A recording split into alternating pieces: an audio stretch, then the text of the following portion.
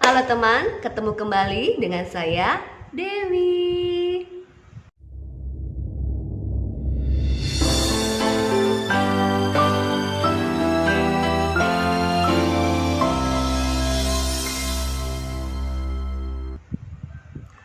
Kali ini kita akan membahas bangkitnya spiritual ditandai dengan kundalini yang terbangun.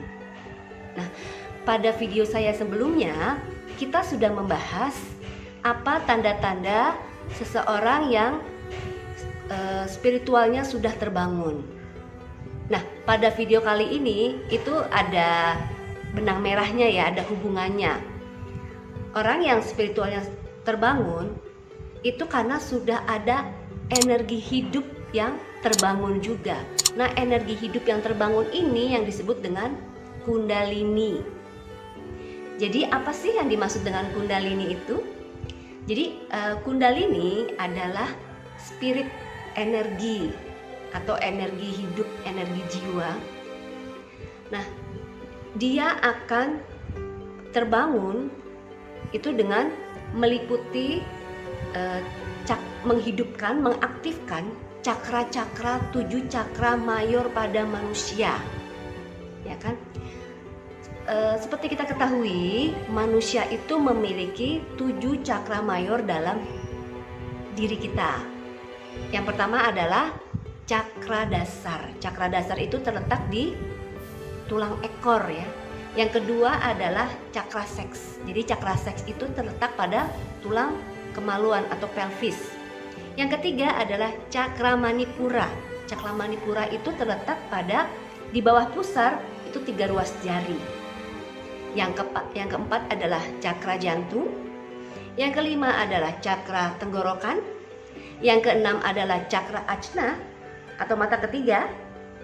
Dan yang ketujuh adalah cakra mahkota di ubun-ubun ya. Nah, nanti penjelasan secara detail tentang cakra-cakra tersebut dan fungsi-fungsinya akan saya beberkan di next video saya selanjutnya. Jadi ditunggu ya teman-teman. Nah, kita balik lagi ke kundalini. Nah, setelah kundalini mengaktifkan cakra-cakra kita, nah itu yang disebut dengan kebangkitan spiritual. Gitu ya. Jadi di sini spiritual. Jadi intinya spiritual yang bangkit itu ditandai dengan terbangunnya kundalini. Gitu. Nah, kundalini ini kita analogikan seperti telur yang akan menetas. Entah itu telur ayam, telur bebek, telur burung, telur penyu ya kan. Nah, telur itu kan tadinya sebuah benda ya. Nah, sebuah benda yang lama-lama pada saatnya nanti dia akan menetas menjadi seekor burung, ayam atau penyu gitu ya. Menetas sebagai makhluk hidup gitu. Jadi energi yang hidup. Nah, itu sama seperti kundalini. Setelah dia menetas, dia itu akan menjadi energi hidup. Gitu kan. Jadi tanda-tandanya seseorang yang kundalininya sudah terbangun itu seperti yang sudah saya jelaskan berikutnya, sama seperti seseorang yang spiritualnya sudah terbangun. Jadi dia lebih peka, terus dia lebih empatinya lebih tinggi ya kan. Dia lebih bisa merasakan energi di sekelilingnya dia. Terus panca indranya lebih peka, entah itu panca indera penciuman, panca indera penglihatan, pendengaran gitu. Itu lebih peka. Gitu. Terus dia lebih hening gitu ya, lebih menarik diri dari lingkungan, dia lebih senang menyendiri gitu. Dia lebih suka dengan mengikuti apa kata hatinya, bukan apa kata orang, atau dia lebih suka mengikuti apa yang dia suka, tidak suka mengikuti tren saat ini gitu ya. Gitu. Sama sih seperti terbangunnya spiritual. Ya, jadi intinya kundalini yang terbangun itu artinya spiritual kita juga sudah terbangun. Nah, sekarang apa sih tanda-tandanya seseorang itu kundalininya sudah terbangun? Nah, tanda-tandanya itu ya itu tadi, kita lebih suka untuk menjadi diri kita sendiri gitu. Kita lebih suka untuk introspeksi diri dibandingkan kita membicarakan kekurangan atau kejelekan orang lain gitu. Pokoknya kita lebih bisa melihat ke dalam diri gitu. Nah, dan lagi satu lagi adalah kita jadi tiba-tiba tuh kita bisa menyukai kartu tarot gitu ya. Kita pingin belajar, haus akan pengetahuan, haus akan ilmu pengetahuan. Kita jadi banyak belajar, jadi banyak membaca, mencari-cari info pengetahuan gitu. Jadi senang belajar tarot, belajar reiki gitu ya, tentang energi, tentang alam, tentang spiritual gitu. Seperti itu. Nah, di sini apa sih tanda-tanda fisiknya orang sudah terbangun kundalininya? Nah, yang pertama adalah biasanya kita merasakan panas di dalam diri gitu. Seperti orang panas dalam ya, walaupun memang mungkin cuaca saat itu atau itu sedang musim panas ya gitu. Tapi ini panasnya tuh bukannya panas di luar diri, tapi kayak di dalam diri gitu, kayak orang panas dalam gitu. Yang kedua adalah seringnya kita berkeringat itu jadi kayak bener-bener kayak orang mandi keringat gitu loh, bercucuran gitu loh, melakukan aktivitas sedikit kayaknya bercucuran karena kita udah merasa panas di dalam. Yang ketiga adalah yang peka, kita lebih merasakan itu seperti ada aliran energi dari tulang ekor sampai ke ubun-ubun.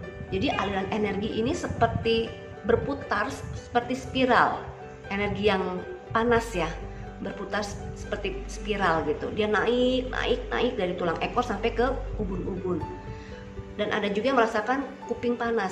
Nah, waktu itu saya merasakan adalah kuping saya panas sekali, seperti apa ya?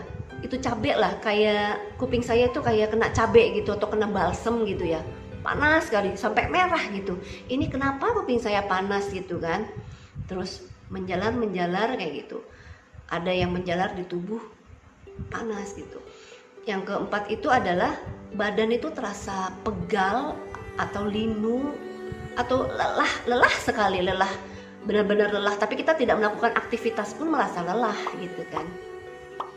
Nah, ada yang lebih peka sekali adalah dia bisa benar-benar tepar, tidak bisa bangun dari tempat tidur atau bed rest. Dan ini pengalaman yang saya alami ya. Waktu itu saya benar-benar bed rest, tidak bisa bangun dari tempat tidur, tidak tahu juga penyakitnya apa, ke dokter bolak-balik cek darah, tidak tahu penyakitnya apa, cuman seperti punggung itu seperti panas dan kaku gitu, kayak gitu. Nah, ternyata ya itu tadi saya tidak tahu itu kenapa ya, ada apa dengan tubuh saya gitu ya.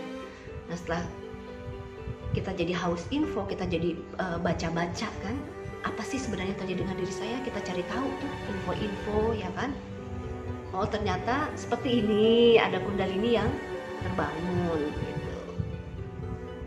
Nah, setelah kundalini yang terbangun ini sebenarnya apa yang ingin semesta berikan atau semesta tunjukkan kepada kita ya kan.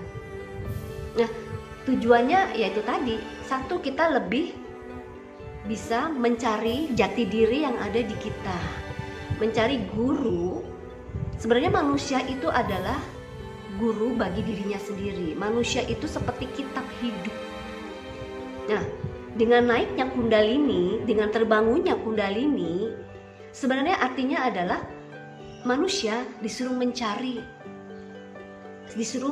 dan membuka kitab hidupnya dia, belajar pada guru hidupnya yang ada di dalam diri.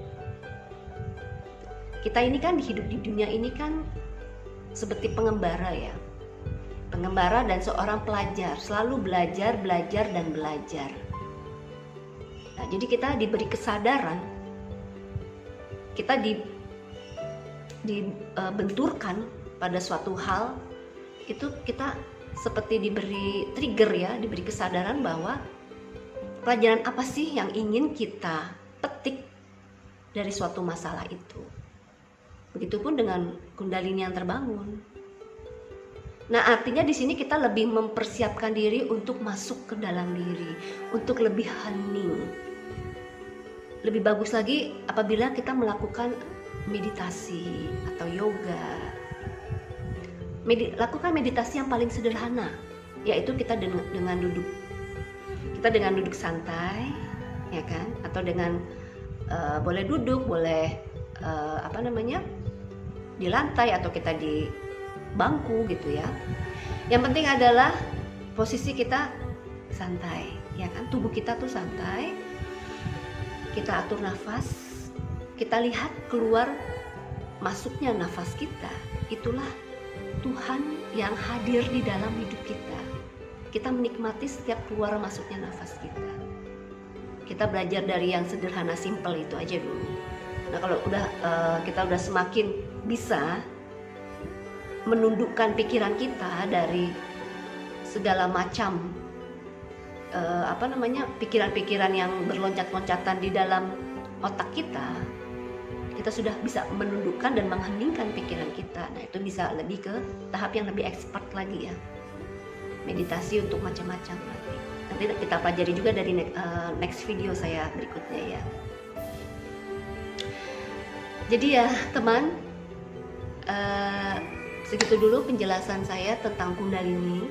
Nah, apabila ada teman-teman yang mau bertanya, silakan komen di bawah video saya, ya kan? Silakan kasih masukan bahasan apa yang ingin kita kupas. Semoga bahasan ini bisa bermanfaat, bahasan ini bisa menjadi inspirasi bagi teman-teman. Terima kasih atas perhatiannya. Jadikan kita pribadi yang semakin lebih banyak bersyukur, pribadi yang lebih banyak cinta kasih, menjadi pribadi yang lebih baik. Terima kasih teman-teman. Rahayu.